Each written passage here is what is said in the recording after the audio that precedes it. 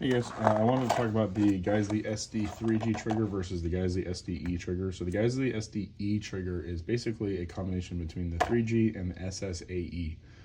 For years I was running the SSAE, and then I like flat face triggers, so then they came out with these, and then I swapped over to the SD3G. Well, I had a buddy tell me about this, and he was saying like this is basically a better version of this trigger. Now, there are some things that are really nice about this trigger over this trigger. Like for example, the SDE, right? You have a very assertive wall, right? And then you finish it off. So in that sense, I really do like this trigger. It has a very assertive wall and then finishes it off. The problem with this trigger in comparison to the SD3G is when I'm trying to rapid fire with this, granted I do have a lot more rounds. I couldn't even tell you how many tens of thousands of rounds I have with the SD3G. But the problem with this one is that I feel like there's a lot more play in the trigger. Like there's a lot more travel that occurs when pulling this trigger, especially under rapid fire, versus this one. This one is basically like you touch it and it sends. Now, I know when this trigger is going to go off. This is a very, even only having probably 2,000 rounds on this trigger, I know that once I hit that wall, right after that wall, it's going to go bang. Right? There's not much to it after that wall. Problem with this one's kind of more like a Glock trigger where it's like a rolling wall. It's like a mush, mush, mush, and then break. And it's not as predictive, but it's the same concept. Pull the trigger, don't influence it in any way. This one is really good for like those very precise shots, right? I'm gonna go wall, make sure my shit's good, and then finish it off.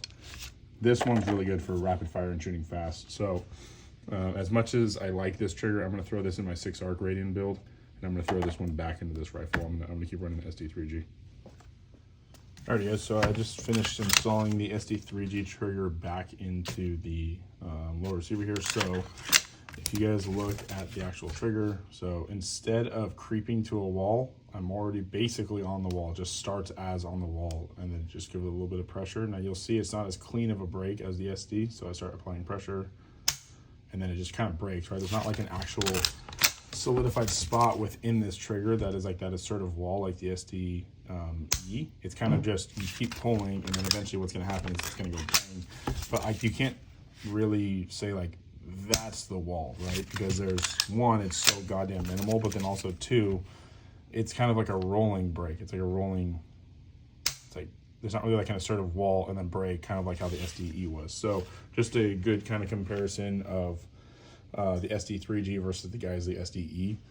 I like the SD3G. Again, I have 10, 20, 30 times as many rounds on this as I do the other trigger, but I really do think that this is beneficial because I know that like my quote-unquote prep is just getting my finger to the trigger. I don't have to actually apply pressure because I know once I do apply pressure, it's going to go bang. So pros and cons to each.